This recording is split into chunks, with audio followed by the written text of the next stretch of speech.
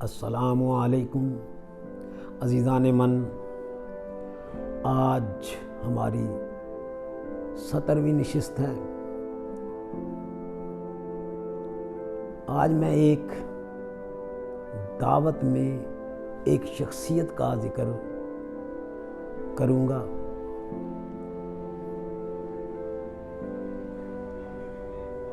تیرے کہنے سے ہواؤں نے بجھایا ہے جسے، تیرے کہنے سے ہواؤں نے بجھایا ہے جسے، وہ میرے گھر کا دیا تھا مجھے معلوم نہ تھا۔ کچھ قصور اس میں نہ تھا چارہ گروں کا ناسے، کچھ قصور اس میں نہ تھا چارہ گروں کا ناسے، زہر ہی میں بھی دوا تھا مجھے معلوم نہ تھا۔ اکتوبر کے آخری ہفتے میں مجھے ایک دعوت پر ایک عزیز نے بلایا تو میں گاؤں گیا۔ گاؤں میں ظہر کی نماز ادا کرنے کے بعد پہنچا۔ وہاں اس عزیز نے مقدور بھر خاطر تواضع کی، خورد و نوش ہر طرح کا،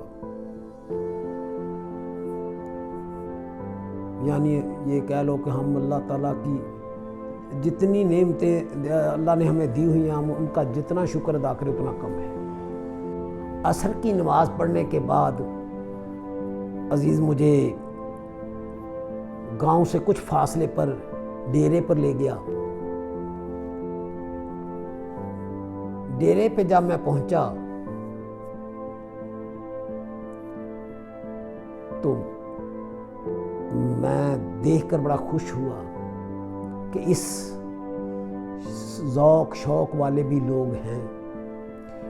ڈیرہ جو تھا وہ قدیم و جدید، یعنی ڈیرے کی جو تعمیر تھی وہ قدیم و جدید کا امتزاج تھا۔ پھر اس کے آگے جو باغیچہ تھا وہ 8 کنال کو میں تھا، یعنی 8 کنال کو احاطہ کیے ہوئے تھا۔ اور پھر وہاں جو تھی جو سب سے مجھے پیاری چیزیں لگیں وہ میں ذرا تھوڑا سا آپ کو گوشگزار کر دوں کہ ایک تو باغیچے کے بیچ میں سے آبی گزرگاہ تھی جو کھیتوں کو سیراب کرتی، جس میں سے پانی کھیتوں کو سیراب کرتا۔ وہ آبی گزرگاہ کے دونوں کنارے اگرچہ سیمنٹڈ تھے لیکن اس کے کناروں کے پہلوؤں میں سروں کے پودے، مور پنکھ اور پھولدار پودے لگے ہوئے تھے، پھلدار بھی تھے۔ اور پھر جو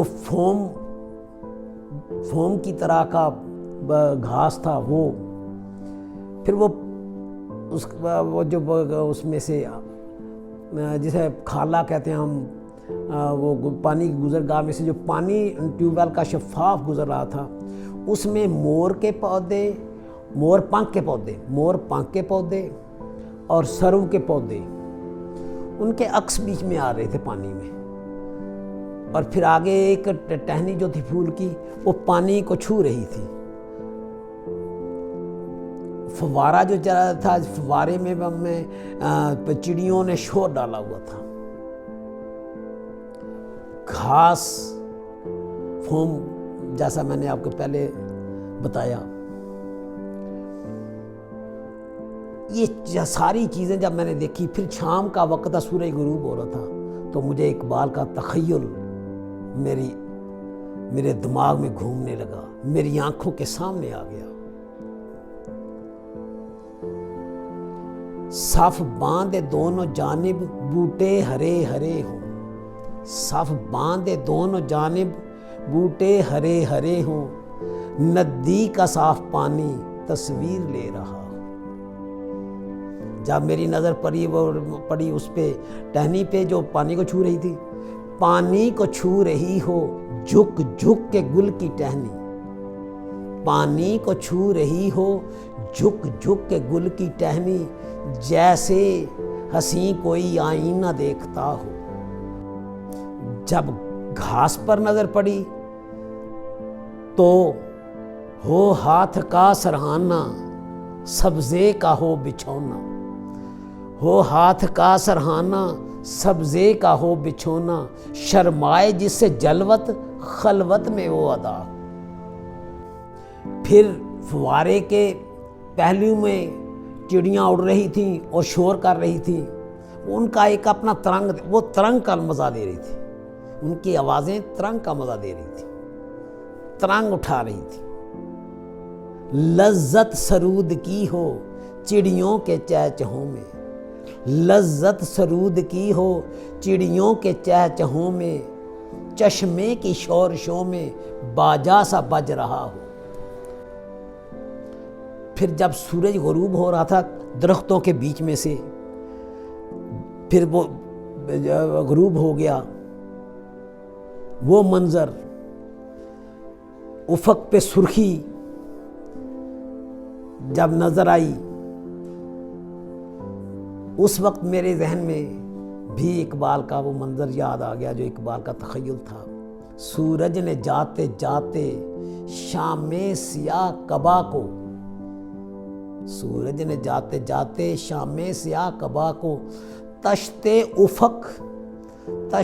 افق سے لے کر لالے کے پھول مارے، پہنا دیا شفق نے سونے کا سارا زیور، پہنا دیا شفق نے سونے کا سارا زیور، قدرت نے اپنے گہنے چاندی کے سب اتارے۔ عزیزان من، میں ذرا مشکل الفاظ بتا دوں کہ معنی بتا دوں آپ کو۔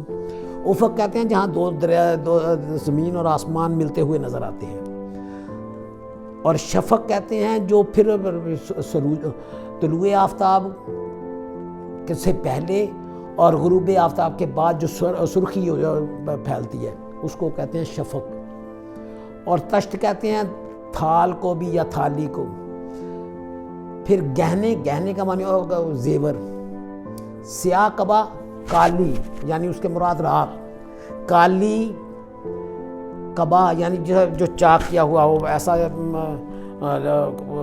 جسے اچکن بھی کہہ سکتے ہیں آپ، وہ والا قبا کا معنی یہ ہوا سیاہ کالی۔ سورج نے جاتے جاتے شام سیاہ قبا کو، تشتے افق سے لے کر لالے کے پھول مارے، پہنا دیا شفق نے سونے کا سارا زیور، قدرت نے اپنے گہنے، یعنی دن چڑھ گیا، اب دن کی روشنی ختم ہو گئی ہے، دن کی روشنی ختم ہو گئی ہے۔ پھر ہم نے وہاں نماز مغرب کے لیے جب نماز پڑھنے لگے ہم، تو وہاں بہترین جائے نماز سیمنٹڈ بنا ہوا تھا، تقریباً 15 ضرب 14 کا یا 15 ضرب 13 کا، اور اس پر ایک شیٹ سی پلاسٹک شیٹ لگی ہوئی تھی، پھر اس کے اوپر ایک کور چڑھا ہوا تھا اس کا سبز رنگ کے کپڑے کا، اور یوں وہاں نماز ہم نے پڑھی۔ پھر میں اندر جب گیا، اندر ہم بیٹھے، عشاء کی نماز کے بعد چودھری عبدالکریم صاحب سے میری ملاقات ہوئی۔ تو جب چودھری عبدالکریم صاحب سے ملاقات ہوئی تو چودھری صاحب بھی ایک باذوق اور باذوق آدمی مجھے دکھائی دیے۔ تو عزیزان من، جب میں نے انہیں عرض کیا، میں نے کہا چودھری صاحب، اگر آپ کی زندگی کو میں البم کہوں تو آپ اس البم میں کون کون سی تصویروں سے اس البم کو کون کون سی تصاویر سے مزین کریں گے، یعنی سجائیں گے۔ یہ عزیزان من کل۔ اللہ حافظ۔